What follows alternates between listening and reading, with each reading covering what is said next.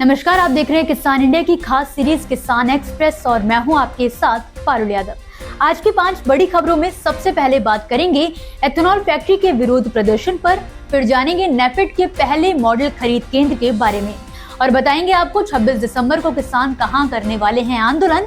फिर बात FSSAI के अंडा उत्पादन पर लिए गए बड़े कदम की। तो चलिए बिना देर के नजर डालते हैं आज की 5 बड़ी हेडलाइंस पर।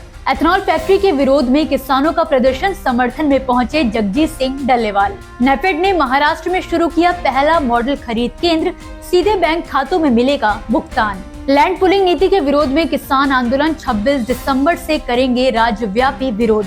बांग्लादेश की नीति से बढ़ेगी भारतीय किसानों की कमाई, प्याज किसानों को बड़ी राहत। अंडों में प्रतिबंधित दवा का शक, FSSAI ने उठाया बड़ा कदम। किसानों के समर्थन में जगजीत सिंह डल्लेवाल। हनुमानगढ़ जिले के टिब्बी क्षेत्र के राठीखेड़ा गांव में प्रस्तावित एथेनॉल फैक्ट्री को लेकर विवाद लगातार गहराता जा रहा है। स्थानीय किसान इस फैक्ट्री का विरोध कर रहे हैं और उनका कहना है कि इससे उनकी खेती की जमीन, पर्यावरण और रोजगार पर नकारात्मक असर पड़ेगा। किसानों के अनुसार ये परियोजना उनकी आजीविका के लिए खतरा बन सकती है। 10 दिसंबर को किसानों ने इस मुद्दे को लेकर शांतिपूर्ण प्रदर्शन किया था, लेकिन इस दौरान हालात बिगड़ने से झड़प की स्थिति भी बन गई है, जिसमें कई किसान और महिलाएं घायल हो गईं। इसके बाद पंजाब के वरिष्ठ किसान नेता जगजीत सिंह डल्लेवाल किसानों के समर्थन में टिब्बी पहुंचे। उन्होंने कस्बे के श्री गुरुद्वारा सिंह सभा में जाकर घायल किसानों और महिलाओं से मुलाकात की, उनका हालचाल जाना। जगजीत सिंह डल्लेवाल ने सरकार और प्रशासन पर आरोप लगाते हुए कहा कि किसानों पर गलत तरीके से मामले दर्ज किए गए हैं। उनका कहना है कि आगजनी की घटना में किसानों की कोई भूमिका नहीं थी, इसके बावजूद उन्हें दोषी ठहराया जा रहा है। उन्होंने एथेनॉल फैक्ट्री को लेकर किए जा रहे विकास के दावों पर भी सवाल उठाए हैं। डल्लेवाल ने 17 दिसंबर को हनुमानगढ़ में प्रस्तावित महापंचायत का समर्थन किया और कहा कि किसान शांतिपूर्ण तरीके से अपने अधिकारों की लड़ाई जारी रखेंगे। अब सभी की निगाहें इस महापंचायत पर टिकी हुई हैं। नेफेड का महाराष्ट्र में पहला मॉडल खरीद केंद्र। भारतीय राष्ट्रीय कृषि सहकारी विपणन संघ यानी कि नेफेड ने महाराष्ट्र में अपना पहला मॉडल खरीद केंद्र शुरू किया है। नेफेड का कहना है कि ये पहल किसानों के लिए एक पारदर्शी, कुशल और किसान अनुकूल खरीद प्रणाली बनाने की दिशा में अहम कदम है। इस केंद्र का उद्देश्य कृषि खरीद व्यवस्था को मजबूत करना और किसानों को बेहतर और भरोसेमंद सेवाएं उपलब्ध कराना है। नेफेड के अनुसार ये मॉडल प्रोक्योरमेंट सेंटर सरकार द्वारा तय किए गए सभी दिशा निर्देशों के अनुरूप तैयार किया गया है। इसमें किसानों की सुविधा को प्राथमिकता दी गई है और पूरी प्रक्रिया को सरल, पारदर्शी और समयबद्ध बनाने पर विशेष ध्यान दिया गया है। संगठन का कहना है कि इस केंद्र से किसानों को खरीद प्रक्रिया में होने वाली परेशानियों से राहत मिलेगी। इस मॉडल खरीद केंद्र के तहत किसानों को उनकी उपज का भुगतान सीधे उनके बैंक खातों में किया जाएगा, जिससे भुगतान में देरी और बिचौलियों की भूमिका समाप्त होगी। उपज का वजन कैलिब्रेटेड मशीनों से किया जाएगा और गुणवत्ता की जांच डिजिटल तरीके से होगी, जिससे मूल्यांकन पर किसानों का भरोसा बढ़ेगा। इसके अलावा डिजिटल प्रोसेसिंग और बेहतर वर्कफ्लो के जरिए खरीद प्रक्रिया को तेज किया जाएगा, जिससे किसानों को लंबे समय तक इंतजार नहीं करना पड़ेगा।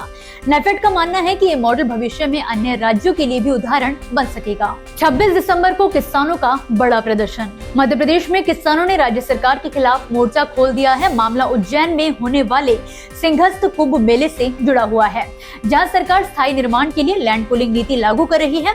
किसानों का आरोप है कि सरकार ने उनसे जो वादा किया था, अब उसी के खिलाफ काम किया जा रहा है। भारतीय किसान संघ के नेतृत्व में किसानों ने चेतावनी दी है कि अगर लैंड पुलिंग योजना को खत्म करने का लिखित आदेश जारी नहीं किया गया तो 26 दिसंबर से राज्यव्यापी आंदोलन शुरू किया जाएगा। किसानों का कहना है कि पहले सिंहस्थ के दौरान उनकी जमीन केवल कुछ महीनों के लिए ली जाती थी, लेकिन अब स्थायी और व्यावसायिक निर्माण के नाम पर उनकी जमीन छीनी जा रही है। सिंहस्थ कुंभ हर 12 साल में होने वाला बड़ा धार्मिक आयोजन है, जिसमें देश विदेश से लाखों श्रद्धालु उज्जैन आते हैं। अगला सिंहस्थ 2028 में होना है, जिसे देखते हुए सरकार ने ये नीति बनाई थी कि 17 नवंबर को मुख्यमंत्री मोहन यादव ने किसान संगठनों को नीति रद्द करने का आश्वासन भी दिया था, लेकिन बाद में केवल संशोधन किया गया। इससे नाराज किसानों ने इसे धोखा बताया है। भारतीय किसान संघ ने घोषणा की है कि 26 दिसंबर से उज्जैन कलेक्टर कार्यालय के बाहर अनिश्चितकालीन घेरा डालो आंदोलन किया जाएगा, जो लिखित आदेश आने तक जारी रहेगा। प्याज किसानों को बड़ी राहत। नासिक के प्याज किसानों के लिए बड़ी राहत की खबर है। बांग्लादेश सरकार ने भारतीय प्याज के आयात परमिट की संख्या 4 गुनी बढ़ा दी है।